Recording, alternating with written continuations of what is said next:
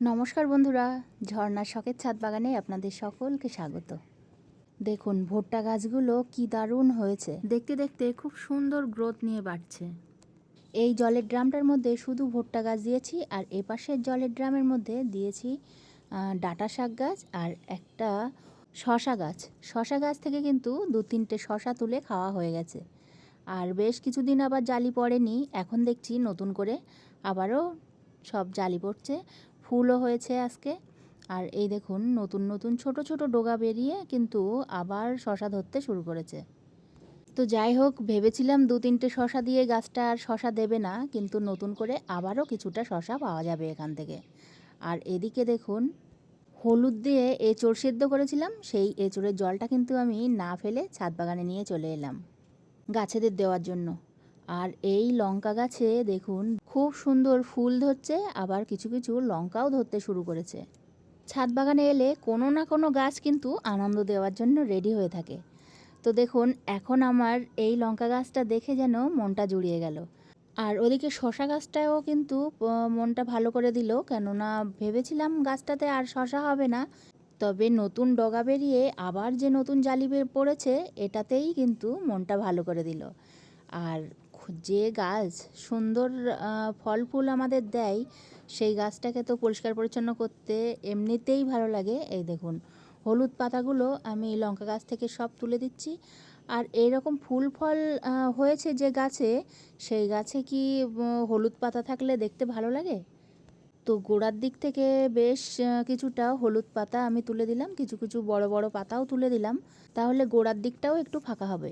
এবার চলুন চলে আসি হারভেস্টিংয়ে।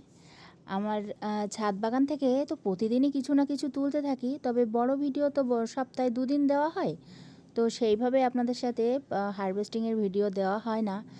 যেহেতু ছোট ভিডিওই, ছোট ছোট সবজি যা টুকটাক পাই সেগুলো কিন্তু আমি ছোট ভিডিওতেই আপলোড করি, বড় ভিডিওতে তেমন হারভেস্টিং করা হয় না। তবে আজকে কি কি হারভেস্ট করি ছাদ বাগান থেকে সেটাই দেখুন। ছাদ বাগানে এলে প্রতিদিন তো কিছু না কিছু সবজি ছাদ বাগান থেকে পাওয়া যাবেই। আর যদি কখনো মনে হয় একটু বেশি করে হারভেস্টিং করব, তো অনেক কিছু কিন্তু ছাদ বাগান থেকে হারভেস্ট করা যায়। তো আমি 3টে বেগুন পেলাম আজকে, আর পেলাম কয়েকটা বরবটি। ছাদ বাগানে যদি বরবটি আর ভেন্ডি থাকে তাহলে কিন্তু প্রতিদিন হারভেস্ট করতেই হবে, তা না হলে বরবটি আর ভেন্ডি একদিন না তুললে ওই পাকা হয়ে যাবে। পাকা হয়ে গেলে কিন্তু বরবটিও ভালো লাগে না, আবার ভেন্ডিও খেতে ভালো লাগে না। আমার ছাদ বাগানে বেশ কয়েকদিন পরেই কিন্তু খুব ভালো ভেন্ডি হবে। এখন 2-1টা করে হচ্ছে, খুব কম, মাঝে সাঝে 2-1টা করে পাচ্ছি। আর এখানে তুলে নিলাম কুলপি শাক।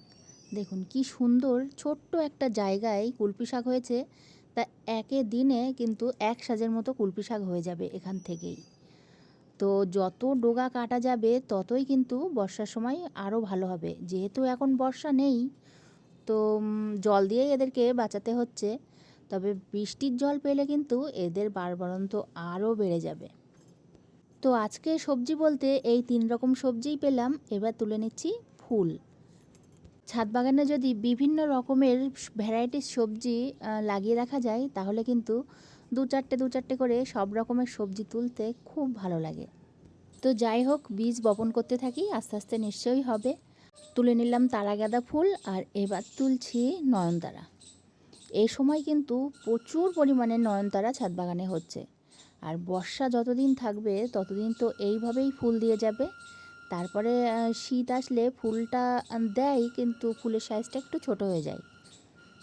তো যাই হোক, ফুল তুলতে তুলতে ভিডিওটার একেবারেই শেষের দিকে চলে এসেছি। আপনারা যারা শেষ পর্যন্ত দেখলেন তাদেরকে অসংখ্য ধন্যবাদ।